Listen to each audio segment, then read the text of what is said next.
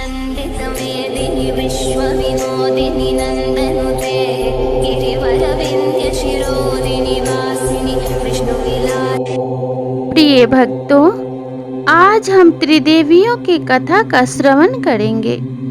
जब क्रोधित होकर माता सरस्वती, माता पार्वती और माता लक्ष्मी ने एक दूसरे को श्राप दे दिया था, तो उन्हें भी इसके दुष्परिणाम भुगतने पड़े थे। इस कथा को सुनने के बाद आप सभी भक्तजन यह समझ पाएंगे कि क्रोध हमारे लिए कितना हानिकारक है। तो भक्तजनों, चलिए आनंदमयी होकर इस कथा का श्रवण करते हैं। बहुत समय पहले की बात है।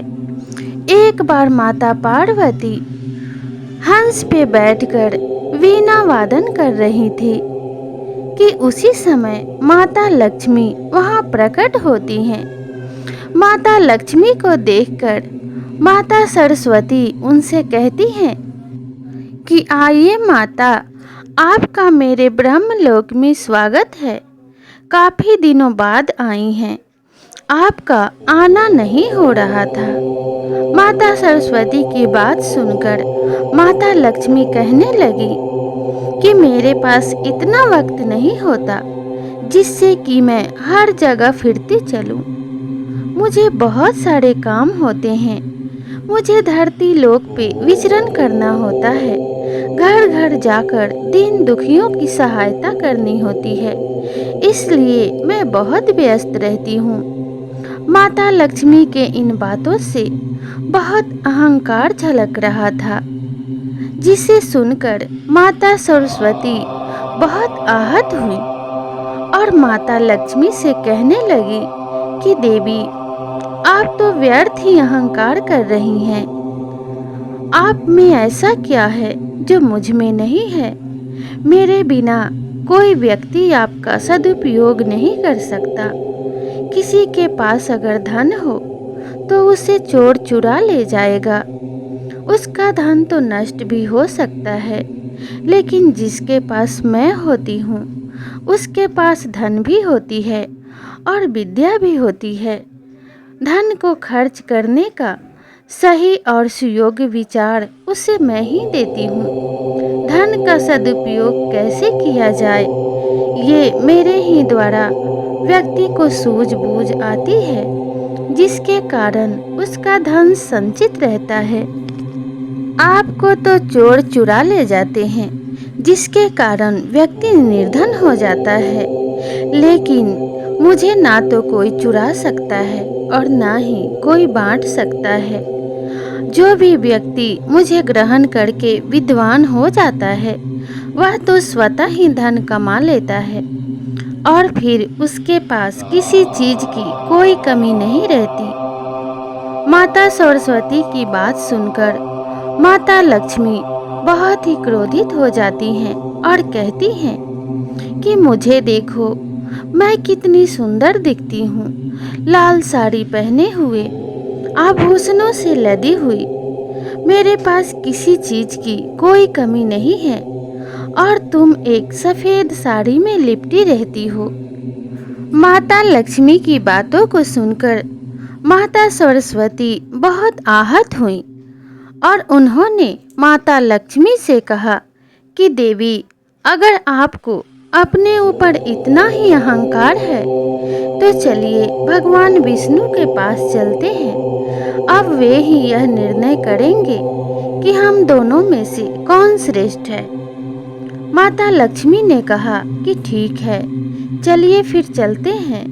और दोनों देवियां वैकुंठ धाम जाने के लिए उठ खड़ी हुई। दोनों चलते चलते भगवान विष्णु के पास पहुंच जाती हैं। जब वे दोनों वहां पे पहुंची तो वहां पे पहले से ही भगवान विष्णु के पास देवी गंगा विराजमान थी। देवी गंगा को वहां पे बैठी हुई देखकर माता लक्ष्मी जाकर भगवान विष्णु के पास बैठ जाती हैं और माता सरस्वती को बैठने के लिए नहीं पूछती हैं। तब माता सरस्वती क्रोधित हो जाती हैं और देवी लक्ष्मी से कहती हैं कि हे देवी, आप ही मुझे यहाँ लेकर आई हैं और आपने मुझे बैठने तक के लिए आसन नहीं दिया और ना ही आपने मेरा आदर सत्कार किया है। आपको तो अतिथि सेवा भी नहीं आती और आप अपने आप को श्रेष्ठ बताती हैं। ये कैसे संस्कार हैं? माता सरस्वती की बात सुनकर माता लक्ष्मी ने कहा कि माता सरस्वती, आप कहाँ बैठेंगी? भगवान विष्णु के पास देवी गंगा तो पहले से ही बैठी हुई हैं और भगवान विष्णु के चरणों के पास तो मेरा ही स्थान है। भगवान विष्णु के हृदय में भी मैं ही निवास करती हूँ, इसलिए यहाँ पे कोई स्थान रिक्त नहीं है जहाँ आप बैठ सकें। माता लक्ष्मी की बात सुनकर माता सरस्वती बहुत अधिक क्रोधित हुई और उन्होंने क्रोध में आकर माता लक्ष्मी को शाप दे दिया और कहा कि जिस भगवान विष्णु के हृदय में होने का आपको इतना अहंकार है, तो मैं उनसे ही आपको दूर कर दूंगी। मैं आपको यह शाप देती हूँ कि आप धरती लोक में तुलसी के रूप में जन्म लेंगी और आपका विवाह एक दैत्य से होगा और तब आपका भगवान विष्णु से दूर दूर तक कोई नाता नहीं होगा। जब देवी गंगा ने माता सरस्वती के इस शाप को सुना तो वे बहुत क्रोधित हो गई और क्रोध में आकर उन्होंने माता सरस्वती को भी शाप दे दिया और कहने लगी कि हे देवी सरस्वती, जिस अहंकार के कारण आपने माता लक्ष्मी को धरती पे जन्म लेने का शाप दिया है और एक दैत्य से विवाह करने का शाप दिया है, तो मैं भी आपको शाप देती हूँ कि आप भी धरती लोक पे एक नदी के रूप में अवतरित होंगी और आदि अनादि काल तक धरती लोक पे ही एक नदी के रूप में बहती रहेंगी। माता सरस्वती जब देवी गंगा के इस शाप को सुनती हैं तो वे बहुत क्रोधित हो जाती हैं और देवी गंगा को भी शाप दे देती हैं और कहती हैं कि हे देवी गंगा, आपको भगवान विष्णु का साथ इतना प्रिय है और आपको इसी बात का अहंकार है कि आप भगवान विष्णु के पास रहती हैं, तो मैं आपको भी शाप देती हूँ कि आप एक नदी के रूप में धरती लोक पे आदि अनादि काल तक बहती रहेंगी, पापियों के पाप धोती रहेंगी। आप में कूड़े करकट और मरे हुए व्यक्तियों की अस्थियां प्रवाहित की जाएंगी और फिर आपका यह सारा अहंकार चूर चूर हो जाएगा। जब तक धरती पे कलयुग का अंत समय आएगा, तब तक आप आदि अनादि काल तक वहीं पे बहती रहेंगी और भगवान विष्णु के चरणों से दूर हो जाएंगी। भगवान विष्णु योग मुद्रा में ध्यान लगाए तीनों देवियों के वार्तालाप को सुन रहे थे और उन्होंने इस बात को अच्छे से अनुभव किया कि सभी देवियों ने एक दूसरे को शाप दे दिया है, लेकिन देवी लक्ष्मी ने अभी तक किसी को भी शाप नहीं दिया है। इस बात से भगवान विष्णु बहुत प्रसन्न हुए और उन्होंने माता लक्ष्मी को यह वरदान दिया कि हे देवी, मैं आपके इस शालीनता और गंभीर व्यवहार से बहुत प्रसन्न हूँ, इसलिए मैं आपको सदा सदा के लिए अपने चरणों में स्थान देता हूँ। चाहे कुछ भी हो जाए, आप मेरे चरणों से कभी दूर नहीं होंगी। आपका एक रूप सदा सदा के लिए मेरे पास विराजमान रहेगा।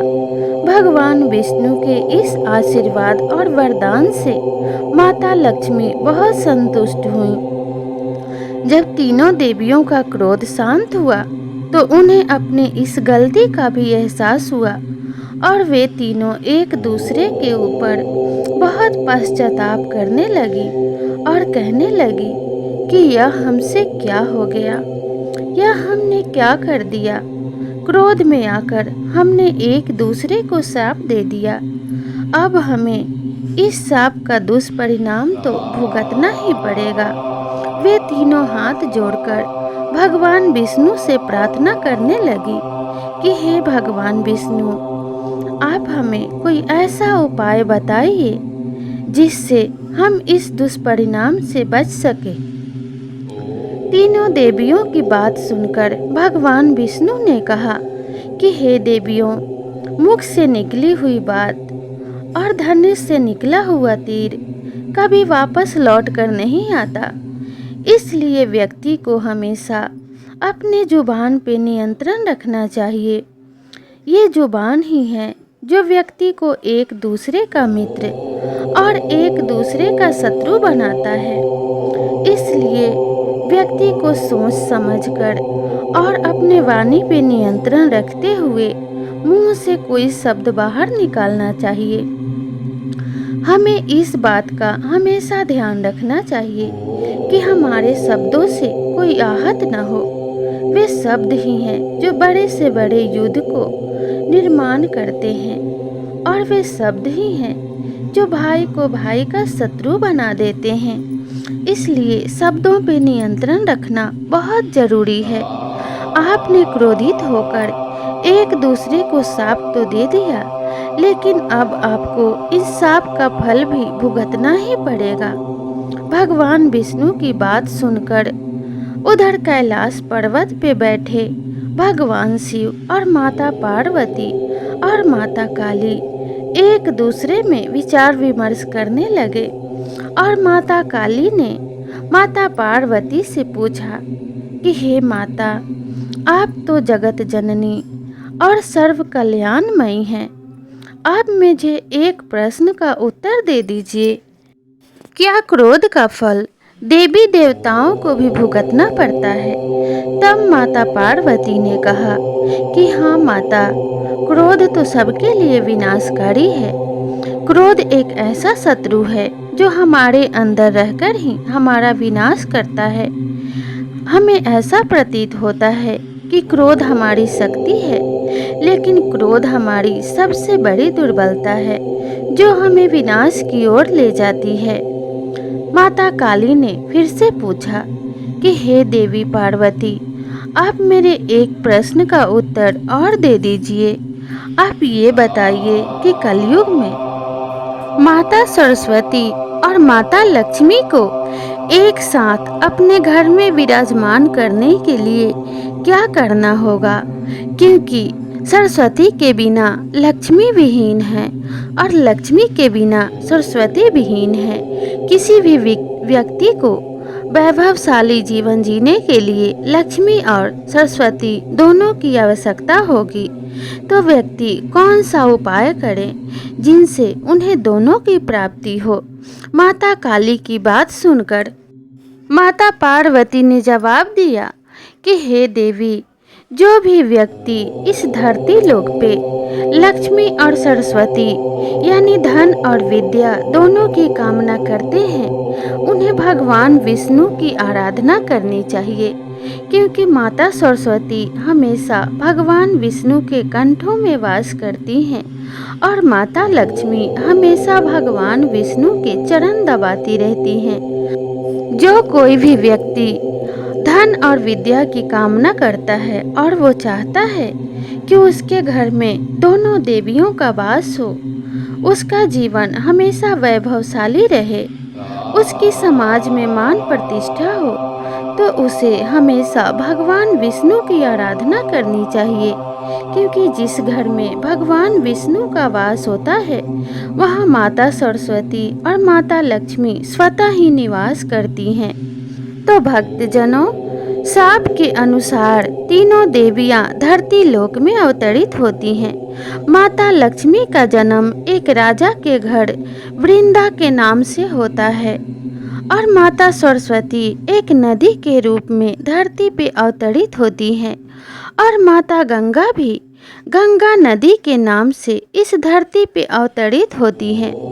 और ऐसा कहा जाता है कि देवी सरस्वती के धरती पे आने से निर्जन से वन में संगीत गूंजने लगा था।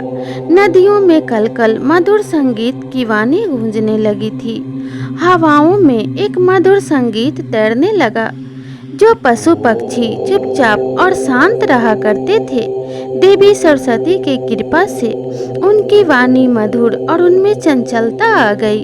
उन्हें भी बुद्धि और विवेक की प्राप्ति हुई। गंगा नदी के प्रभाव से पापियों के पाप धुलने लगे। पापी से पापी व्यक्ति भी गंगा में स्नान करके पाप मुक्त होने लगा। और शाप के अनुसार आज भी गंगा नदी में शवों की अस्थियां बहाई जाती हैं।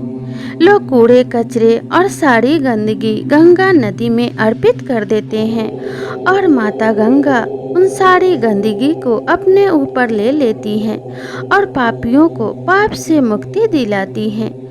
उधर देवी लक्ष्मी का जन्म वृंदा के रूप में हुआ था और उनका विवाह एक दैत्य से होता है। बाद में वही देवी वृंदा तुलसी के रूप में प्रकट हुई और घर घर का कल्याण करने लगी। ऐसा माना जाता है कि जिस घर में तुलसी का पौधा लगा हो वहाँ स्वयं भगवान विष्णु निवास करते हैं और देवी लक्ष्मी की कृपा वहाँ हमेशा रहती है। वहाँ कभी दरिद्रता का आगमन नहीं होता और वहीं पे माता सरस्वती भी अपनी कृपा बरसाती रहती हैं।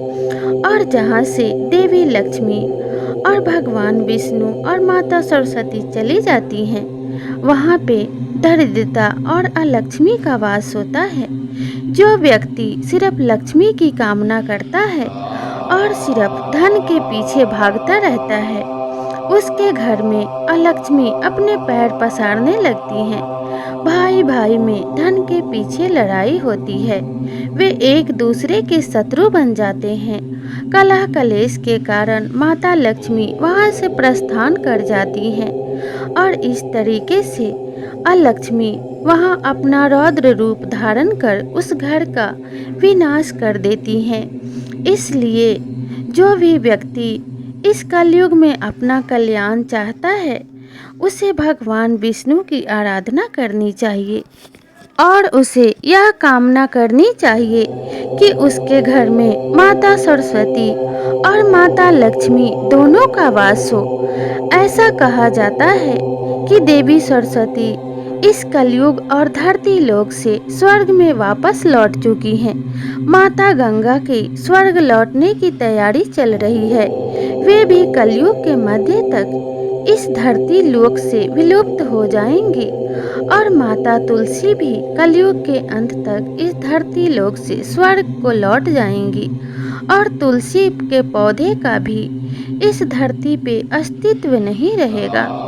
तो प्रिय भक्तजनों, आपने इस कहानी से क्या सीखा और आपको यह कहानी कैसी लगी, नीचे कमेंट बॉक्स में लिखकर ज़रूर बताइएगा।